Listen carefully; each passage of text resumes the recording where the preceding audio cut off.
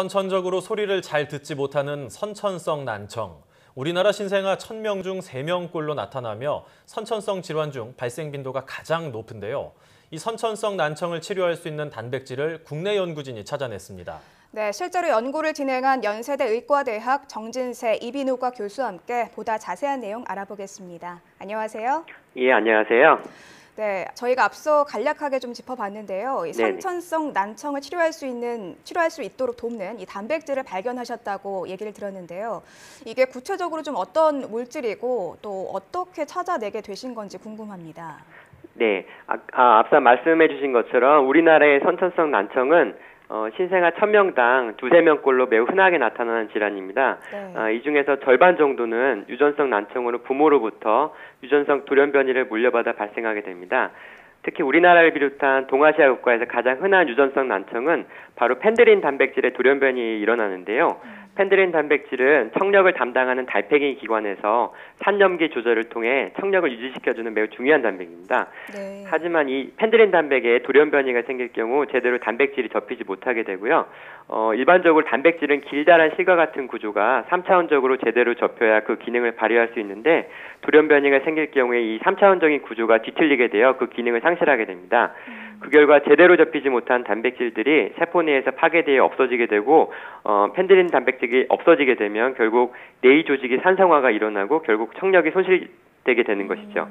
이번 연구에서는 이러한 돌연변이가 발생한 펜드린 단백질을 잘 접히도록 도와주고 뇌 내에서 잘 발현을 해서 산염기 조절을 제대로 할 수 있게끔 도와주는 새로운 단백질을 발견하였습니다. 네. 이 돌연변이 펜드린 단백질과 서로 상호작용하는 수만 가지 단백질을 통해서 단백질의 접힘을 도와주고 세포 내 발현을 향상시켜줄 수 있는 DNA J14라는 차페론 단백질을 다양한 생물학적 스크리닝 방법을 통하여 발견하였습니다. 네, 이 선천성 난청의 원인이 이 펜드린 단백질이 돌연변이를 일으킨 것이다 이렇게 설명해 주셨는데요. 네네. 그렇다면 이 단백질이 돌연변이를 일으키는 이유는 무엇입니까?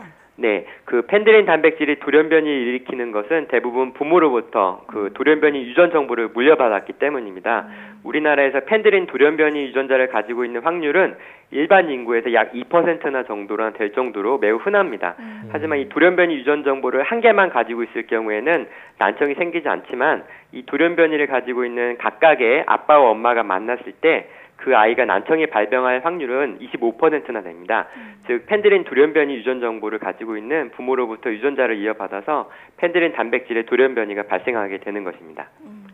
가장 궁금한 게 이번에 발견하신 사페론 단백질, 네네. 이걸로 이제 선천성 난청을 치료한다면 그 효과가 어느 정도 되는지거든요. 예. 어떻게 예상하십니까? 예, 이 DNA J14라는 사페론 단백질은 돌연변이가 발생한 펜드린 단백질과 서로 상호작용하여 세포 내에서 제대로 접힐 수 있게 도와줍니다.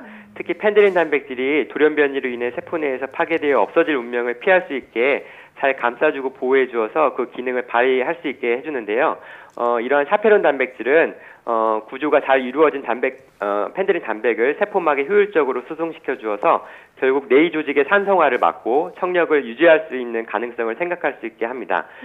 본 연구에서 사페론 단백질을 통하여 돌연변이가 발생한 펜드린 단백질의 기능을 정상에 비해 약 26% 정도 향상시킬 수 있는 것을 확인하였습니다. 네. 이는 다른 유전성 질환에서 약 10% 정도만 그 기능을 향상시켜 주어도 질병이 치료되는 것과 비교하면 상당히 높은 비율로 기능의 향상을 보인다고 볼 수 있습니다.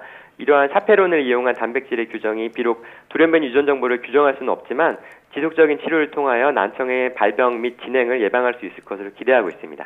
네, 이 사페론 단백질이 선천성 난청을 좀 해결할 수 있는 열쇠가 아닐까 이런 생각이 드는데요. 네네. 그렇다면 이 단백질이 후천적인 난청에도 좀 도움이 될 수 있다고 보십니까? 어떻습니까? 예, 사실 이 본 연구에서 밝힌 사페론 단백질은 펜드린 단백질의 돌연변이가 일어났을 경우에만 그 발현과 기능의 향상을 유도하는 것을 밝혔기 때문에 아직까지는 다른 원인에 의한 난청 치료에는 그 근거가 좀 미비한 상태입니다. 네. 네, 건강보험 심사평가원 자료를 보니까 2014년에 난청으로 인해서 이제 진료를 본 사람 수가 한 44만 9,900여 명, 거의 50만 명 정도 된다 볼 수 있는데 생각보다 굉장히 많거든요. 네. 우리나라의 선천성 난청 치료 현실이 어떤지 궁금합니다. 예, 말씀하신 대로 그 2014년도 건강보험 심평원의 통계에 따르면 우리나라에서 난청에 사용된 금액이 무려 620억 원이 넘을 정도로 난청의 치료는 사회적인 큰 부담이 되고 있는데요. 특히 선천성 난청의 경우는 거의 듣지 못하는 심도성 난청인 경우가 많아서 제때 적극적인 치료가 절실합니다. 현재까지 선천성 난청 환자들은 인공와우 이식술을 통하여 청력 재활을 하고 있는데요. 이 인공와우 이식술은 청력을 회복에 획기적인 시술법이긴 하지만 아직까지 여러 가지 제한점들이 있으며 특히 자연적인 청력의 회복은 현재까지는 좀 불가능한 상태입니다. 네. 이 선천성 난청 굉장히 조금 난제로 여겨졌는데 이번 연구 결과가 많은 선천성 난청 환자들에게 굉장히 반가운 소식일 것 같다는 생각이 듭니다. 네네. 교수님께서는 이번 연구의 가장 큰 의미 어디에 있다고 보십니까? 예, 무엇보다도 현재까지 편들인 돌연변이에 의한 궁극적인 난청 치료제가 없는 상황에서 이 난청 치료제 개발의 단서를 제공했다는 데 있습니다. 아직까지는 초기 단계의 연구이지만 본 연구를 토대로 돌연변이 단백질의 기능이 향상에 성공한다면 앞으로 난치성 질환인 선천성 난청의 치료도 가능하리라고 보고 있습니다.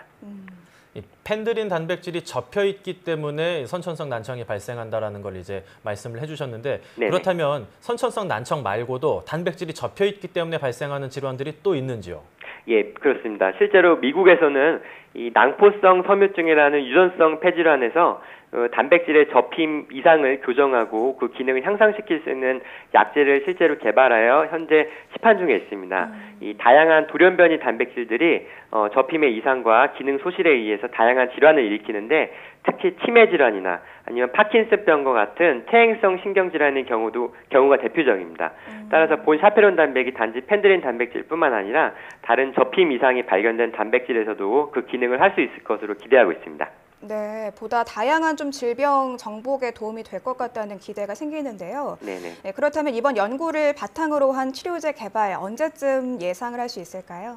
예, 현재 DNA J74 사페론 단백질을 활성화시킬 수 있는 방법을 연구 중에 있고 어느 정도 연구에 성과가 있는 상태입니다. 실제 연구 결과를 활용해서 임상적으로 사용할 수 있는 약물 개발까지는 좀 시간이 걸리겠지만 지속적인 연구 결과를 토대로 치료제 개발에 조금씩 접근할 수 있을 것으로 지금 기대하고 있습니다. 네, 이제 뭐 조금만 더 하시면은 어느 정도 유의미한 또 많은 분들이 기대할 수 있는 그런 결과가 나올 거라고 생각이 드는데 네. 앞으로 후속 연구 계획도 말씀을 좀 해주시죠. 예, 그 현재 DNA J74 사페론 단백질의 활성화 기법을 찾은 상태이며 이러한 기법을 난청이 유발된 생쥐에 적용하여 청력이 개선되는지 여부를 지금 현재 확인하고 있습니다. 이 동물 실험의 긍정적인 결과를 얻는다면 전임상 단계의 실험으로 실제 약물로서 사용될 수 있는 후보 물질이나 선도 물질을 찾아낼 예정입니다. 네, 선천성 난청을 치료하는 획기적인 열쇠 마무리를 잘 해주셨으면 좋겠습니다. 네. 지금까지 연세대학교 의과대학 이비인후과 정진세 교수였습니다. 말씀 네, 감사합니다. 감사합니다.